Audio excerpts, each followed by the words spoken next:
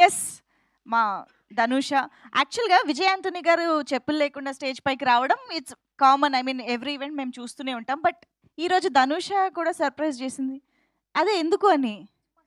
చుమ్మా స్టేజ్ కోసం. ఓహ్! ఓకే. మైక్‌లో చెప్పరా? ఆ! ఊరికే స్టేజ్ కోసం. నా పేరు ధనుష. ఇది నా ఫస్ట్ ఫిల్మ్. హీరోయిన్‌గా ఈ ఛాన్స్ ఇచ్చిన విజయ్ ఆంటనీ సార్ గారికి చాలా థ్యాంక్ యూ. గణేష్ సార్‌కి చాలా థ్యాంక్ యూ. నాకు ఇది పెద్ద opportunity.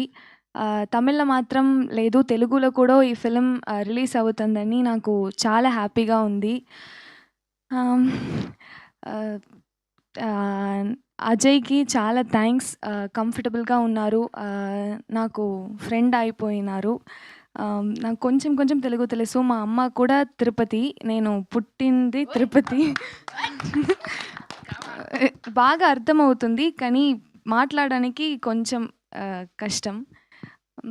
Thank you. Thank you ma'am. Thank you ma'am. So అందరూ ఫెబ్ 20th ఫ్రెండ్స్ అండ్ ఫ్యామిలీతో థియేటర్కి వెళ్ళి మా బూకీ మూవీ చూసి రివ్యూ చెప్పండి. తెలుగు ఆడియన్స్ సపోర్ట్ మా టీంకు చాలా important. So thank you so much. Thank you.